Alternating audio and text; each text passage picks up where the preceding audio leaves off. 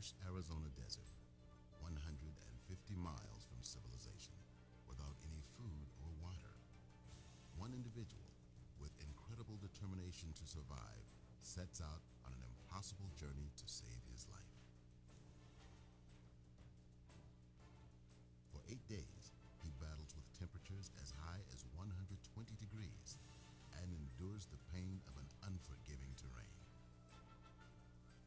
First walking, then staggering, and finally crawling the last 8 miles of his grueling 150-mile journey. There, lying stripped of clothes, rescuers discovered the badly blistered, bruised, and severely dehydrated body. Hey, we need to get him to the hospital. Oh, look at him. The man had lost over 25% of his body weight to dehydration, a percentage loss that should have been fatal. As the doctors began to examine and treat him, they noted that his lacerations were not bleeding. What's the status? Very serious. He's very dehydrated. His blood keeps still on. However, as the survivor became hydrated through large amounts of fluid, his wounds began to bleed. According to experts, this man exercised little, if any, appropriate survival skills. Yet because of his powerful determination to live, he managed to survive.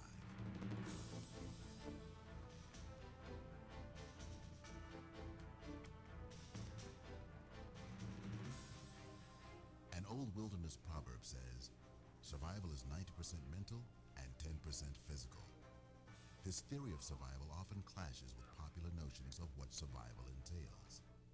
Most people emphasize the importance of purely physical aspects, such as constructing shelters, preparing signaling devices, and procuring food and water.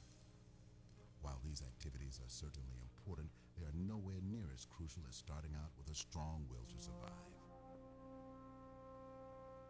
Don't think that simply having a well-equipped survival kit and practiced survival skills is going to save you. You need an extra advantage, a psychological advantage of having the will to survive.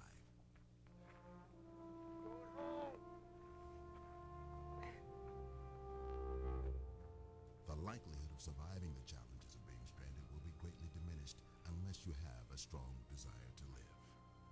Sure, you can practice specific survival skills, but you won't know how strong your will to survive is until you're faced with an actual life or death situation.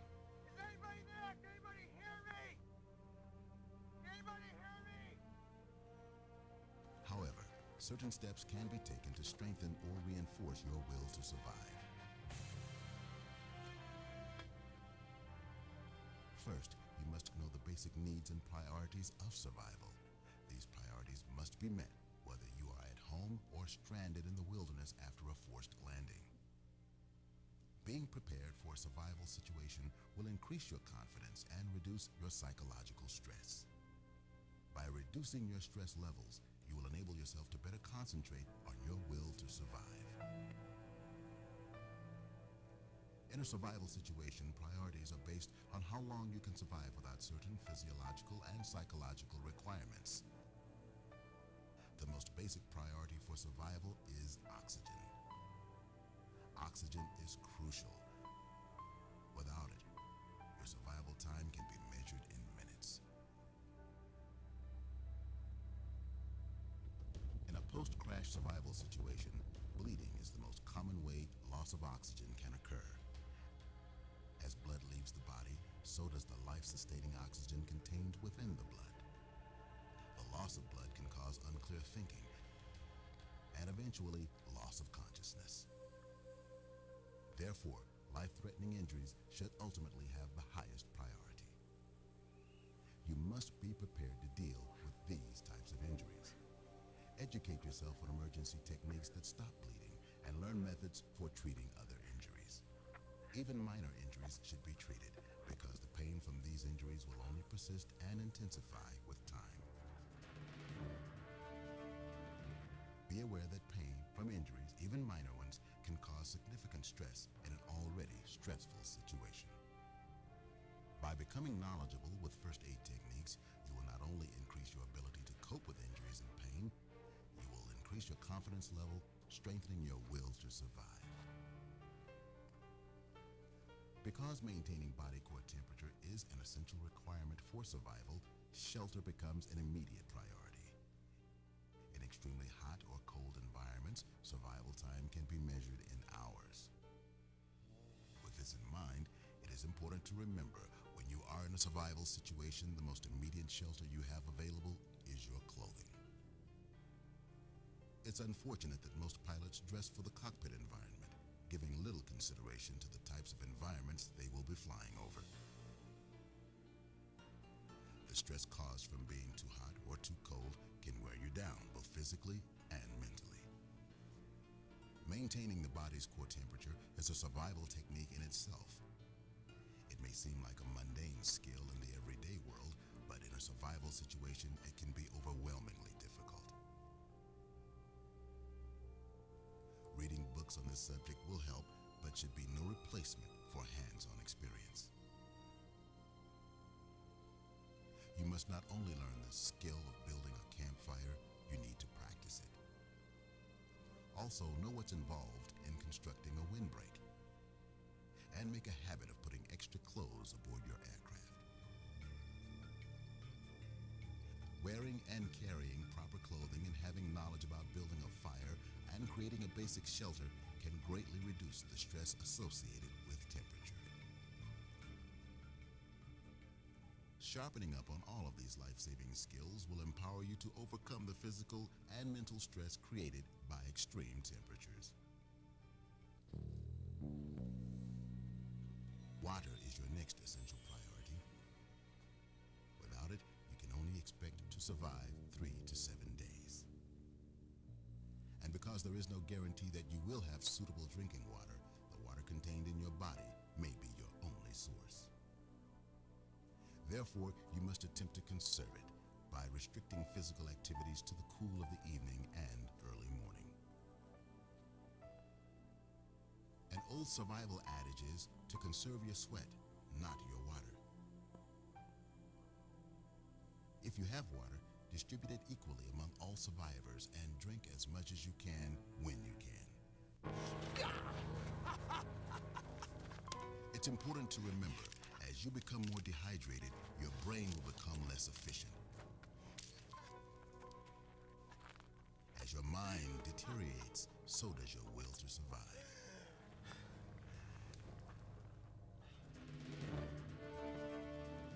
Initially, when forced into a survival situation, you will experience a sudden adrenaline rush. This adrenaline flow will cause subsequent nervous energy, ultimately placing your entire body on edge. In this condition, you are not doing yourself or your co-survivors any favors. An effective survival strategy is to sit down. This will alleviate tension and excitement from the situation, as well as help you and everyone else think more calmly and logically. So after treating injuries and establishing adequate shelter, calm down and rest. Denying yourself adequate rest will simply cause your body to shut down. To help you remember this, think of the word stop. Sit, think, observe, and plan. Whenever you are not sure what to do next, just sit down where you are. Think about specific objectives you are trying to accomplish. Observe any potential obstacles that may lie between you and your objective. Then plan a course of action. This simple checklist can help you avoid wasting valuable energy and resources, allowing you to progress towards your goal in a practical and logical manner. Believe it or not, finding food should be your lowest priority. On the average, a person can go up to 30 days without food. However, if you do have food, eating could have a significant influence on your odds of survival. In regards to hydration, you should attempt to avoid eating unless you have an ample amount of drinking water. You must also concern yourself with the type of nutrition you eat more than the amount. For example, proteins may be good for building muscle, but they require a large amount of water to be digested. must remember, eating foods with proteins when you are dehydrated will only make you more dehydrated. Contrary to protein, carbohydrates are considered to be the best type of food you can eat in a survival situation because carbohydrates don't require much water for digestion and they give you almost instant energy. Additionally, foods with fats are good for long-term energy, but hopefully, with any luck, your survival experience will be brief.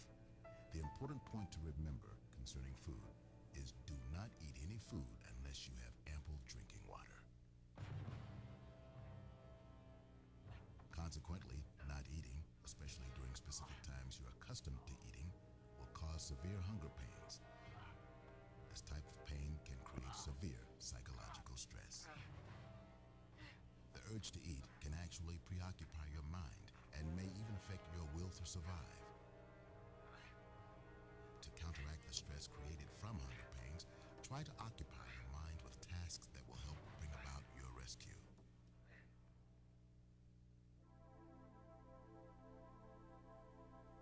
Being alone and stranded in a survival situation can be a traumatic experience in itself. But the stress associated with the feeling of being isolated can be a very serious matter. Humans simply need other humans for basic companionship. It is easy to take this interactivity for granted.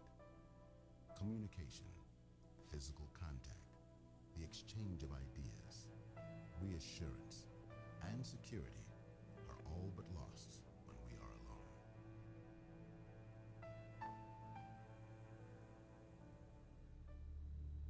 Furthermore, individual faith or religious beliefs can help you overcome the many types of psychological stress you may encounter in a survival situation.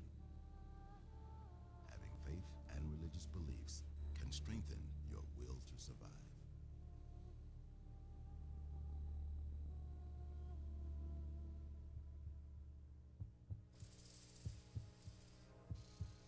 Fear will have a significant influence on your survival attitude.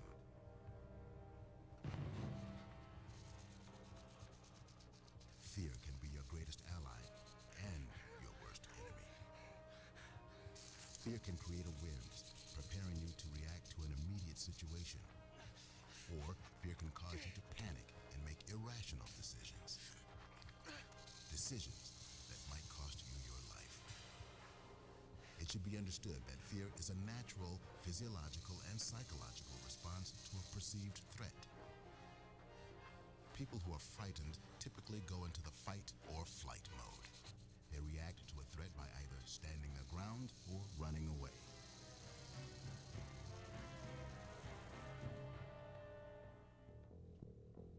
Individual reaction to fear may depend more on the person than the situation. Be aware that fear can manifest itself consciously or subconsciously. Conscious fear occurs when dealing with a direct, life-threatening situation, while subconscious fear, being less conspicuous, can be more difficult to define. You're scared, you're uneasy, you're apprehensive about the number of dangers out there, like poisonous snakes, hidden predators, and other potential hazards associated with an unfamiliar environment. This type of fear can easily escalate into a full-scale panic.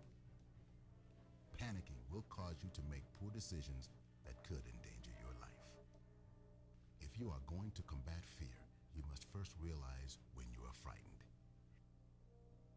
Here are some common signs and symptoms of fear. Quickening of the pulse, dilated pupils, perspiration on the palms of the hand, dryness of the mouth, and a feeling of butterflies in the stomach. Only when you admit to yourself that you are frightened can you take positive action to conquer your fear. This is why survival training makes all the difference. Adequate survival training will not only prepare you to survive after a forced landing, but it will give you the confidence that you need to strengthen your will to survive. When you ask most pilots about applying their survival skills, they will probably state, well, I won't be out there that long, or I'll file a flight plan and make sure that my ELT is activated. They're sure to find me. This response is one of denial, a denial that stems from a pilot's own fear. An effective means of conquering this fear can be as simple as packing a survival kit. By being prepared, you are admitting to yourself the possibility of being faced with a survival situation. More importantly, you will have a greater sense of control should an unlikely event occur.